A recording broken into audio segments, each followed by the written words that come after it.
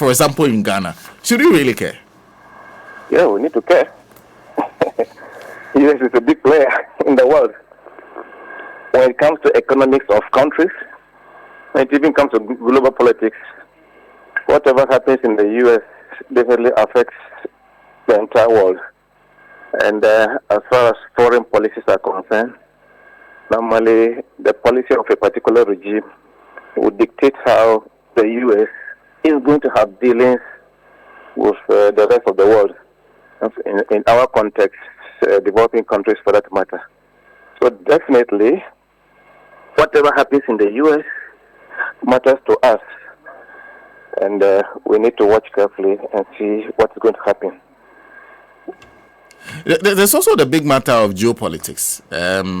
Okay, because I was just speaking to a friend of ours who's based in the US who talks about even what is happening in Middle East playing a role in people's voting patterns. What is happening in Russia, Ukraine playing a role. Is that a big deal for you? Well, a big deal for us in Ghana, and I keep saying it, the world at large, because whatever happens, the U.S. has a big role, for example, in the UN context. You realize that we've all been concerned about events in the Middle East. As far as the use of veto is concerned, if you look at the history of the UN, the entire use of veto powers, as far as the United States is concerned, has largely been one in support of Israel. And that has been a matter of concern for many. But so much so that about 80% of the veto powers that the U.S. has actually exercised in its history has been one directed in support of Israel. And that's why some experts believe that whatever is happening in the Middle East is largely because of the position of the U.S. And that if we are really going to have peace in the Middle East, much will rely on how firm, how fair, how strategic the U.S. will deploy its powers as far as the political play in the Middle East is concerned. So yes, no matter how we look at it, it will take a U.S. government to stand its feet for us to have peace in the Middle East. That no matter what happens today, the U.S. taxpayer sends not less than $3 billion of weapons and ammunition to Israel every year. Not less than $3 billion. So indirectly, you can even say that it is the U.S. that is sponsoring Israel to fight war against Palestinians and other players within that geographical area. So if we are people seeking for peace, we would pray that the U.S. would stand its ground, at least respect the UN resolution which advocates for a two-state solution. This is an old-age problem, about 78 years now, since 1947, 48 till now, and it's still lingering in the world. All attempts to pursue the two-state solution, which is the stand of the UN, has largely not been respected because of the position normally taken by the U.S. And we know that from the look of things, it's clear that Mr. Donald Trump is close to the line now. We have a 270 threshold. They have an electoral college system. That for each state, there is some allocation of maybe points or electoral college, for which if you win a particular state, that will give you some points. And 270 is the threshold. As we talk, it appears Mr. Trump is close to the threshold. He's about 266 now, if I'm right. And so you have about 11 states more. Now we know that as far as Donald Trump is concerned, he is somebody whose foreign policy has so much questions and not favorable to Even the other European countries are not very comfortable with a Trump administration. They know he's an extremist, and sometimes he talks in a manner as if the U.S. should live in isolation of the world. So definitely, whatever happens as far as this election is concerned, should be a matter of concern to all who want a peaceful and stable global world. And of course, you can go back to the last time he was president. One of the things he did was to recognize even Jerusalem as the capital of Israel, among others.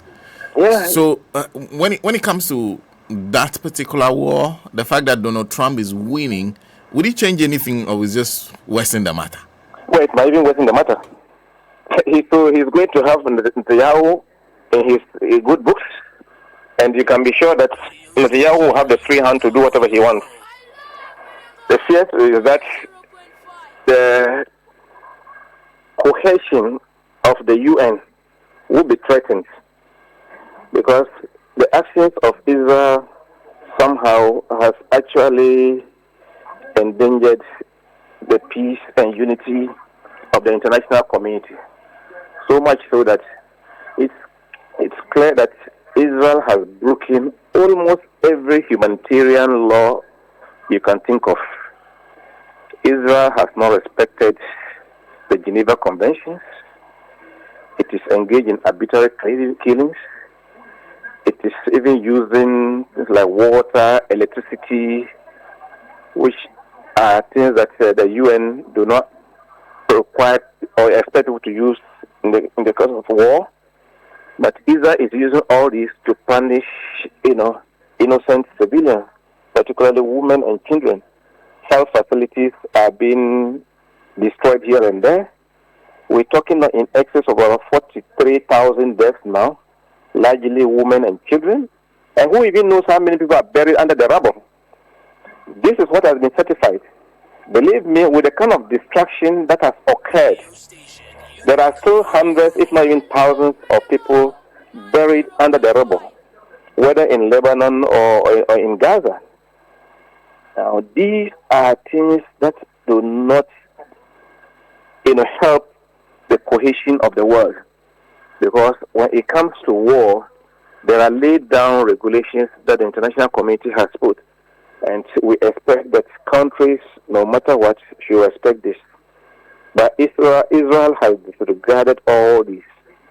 And to the extent that we know the U.S. is a big player in this matter, I'm not too sure who can actually hold Israel as far as these atrocities are concerned. So a Donald Trump presidency will only condone what we are already concerned about, what is already happening.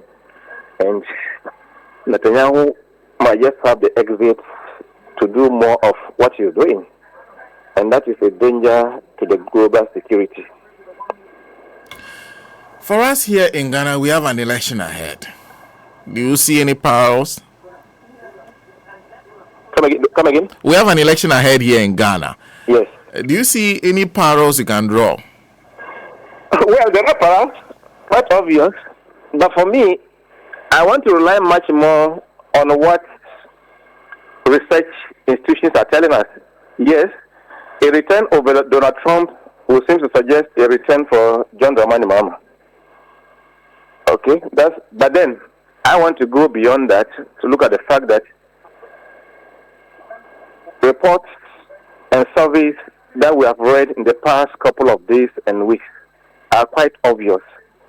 And indeed, we don't even need a soothsayer to tell us in our context that the current administration, unfortunately, has been a disaster. They have actually underperformed. They failed woefully, and for that matter, it will be difficult for anything to save them. Is it about the cost of living that we should talk about? Or is it the debt level of the country? That a country that came into government at the time the national debt was about 122 billion. And currently we are at 765 billion and still counting. Can you imagine this, Senna? For a government that said we should not borrow, and that there is all we have, and I just to the roads, and then you have the money. Somebody said he was a worker at the Bank of Ghana, and that we are sitting on money. We don't need to go and borrow. So if you look at all this, vividly, government has not performed.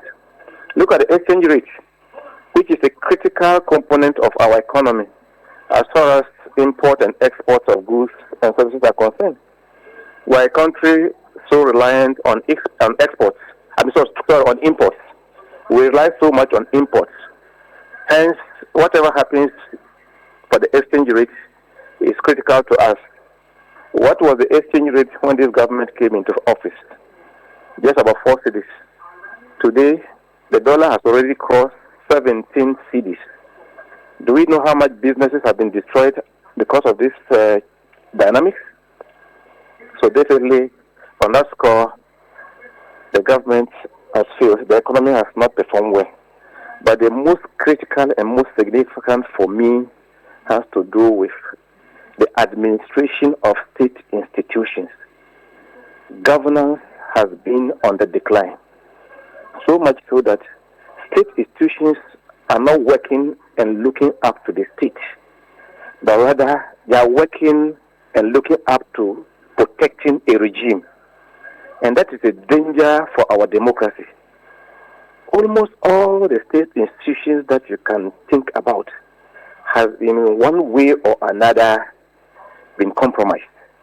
I mean, you are very familiar with what is happening in the media.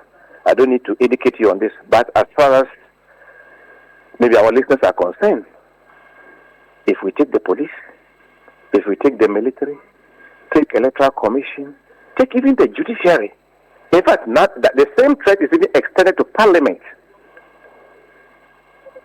The tendency for this government to compromise every state institution is what we are grappling with now. And sorry to say that as far as in the judiciary is concerned, the Venerable Church will say that the mess we have in the judiciary is even more than the economy.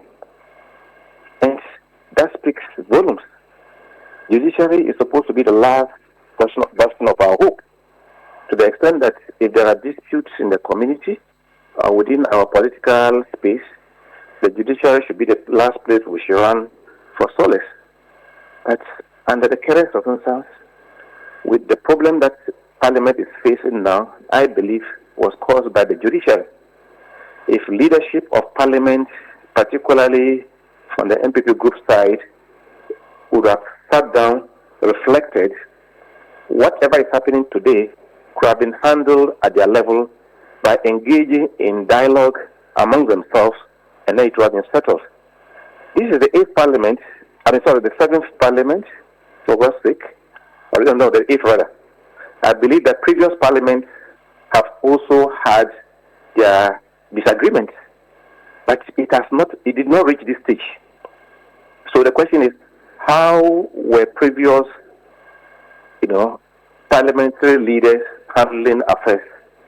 And today, we found ourselves caught in a web where the Supreme Court has come in, issued the directives, which we don't know whether it will be adhered to or not. We understand the Speaker will be having engagement with the press this afternoon. We wait to see what is going to happen.